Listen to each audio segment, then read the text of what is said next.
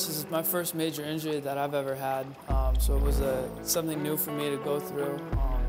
But I really feel that it is a choice. How you choose to look at things and your outlook. You can feel sorry for self. It's easy to have a pity party and get down and think, why me? Why am I having to go through this? This is miserable. But it was something that just needed to be done.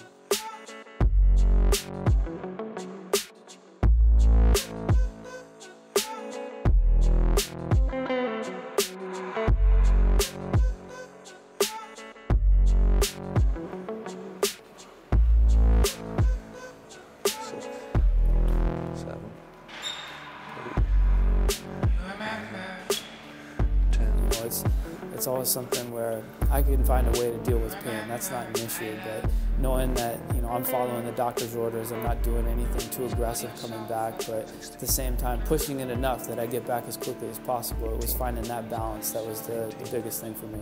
Good, and turn facing this way. During the surgery, we found 2 areas of the Achilles tendon that were torn, both medially and laterally. The lateral portion started to pull off the bone. The peroneal tendons also had tears in them. So what's done surgically, the back of the Achilles tendon is temporarily detached. The back of the heel bone is smoothed down, and then the Achilles tendon is reattached, and that's what takes a longer portion of the healing. 3, 4, pause a little longer. 5, 6, come back a little bit slower. There you go. Good. I remember seeing a doctor in high school who saw the Haglund's deformity on my heel and definitely said, at some point you're going to need to get this operated on. And I feel lucky that it didn't get really bad before this, and when it did, I was still able to compete and have a good race in Chicago. And I feel blessed, really, of the timing of it all, that I was able to get operated on right after the marathon in October, and I have plenty of time to come back. Definitely disappointed to miss a spring marathon, but if that's the only thing that I have to miss and I can come back, better than ever this fall and God willing next year in 2020, then it'll be great.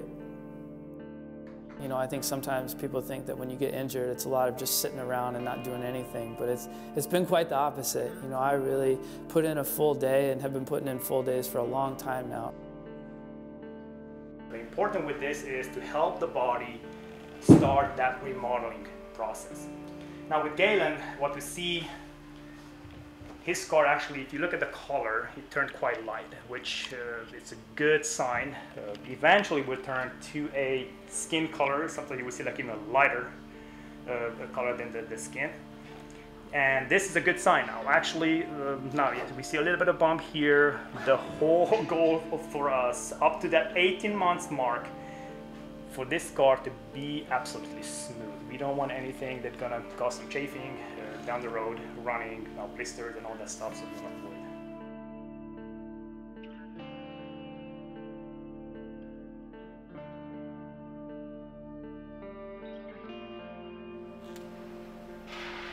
Four, 2, 3, 4, 5, 6, good.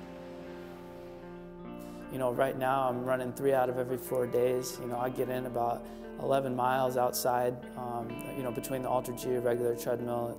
The Ultra-G is at 99%, so it's basically at full weight. But I get 11 miles in there. The 4th day, I usually take a day off from running outside, but still in the hydro works. I put in 12 miles in there this morning, and I ride the bike for an hour and a half and do some intervals and mixed with that. That was one of the things I told myself going into this injury, was that, I might not be able to run and train like I normally would in these 4, 5, 6 months since having it done, but I'm going to find another way to better myself and make sure that I'm a better athlete coming back than before I got hurt. And so I've done a lot of stuff working on my mind and flexibility and really just making sure that my body, the rest of my body, is in as good a shape as possible coming back. Right now I'm really just trying to take it day by day and get better and do everything I can to make myself as good as possible on a daily basis. And I put together, enough of those days in a row of doing everything right and getting everything strong again, and I've got no doubt that I'll be back.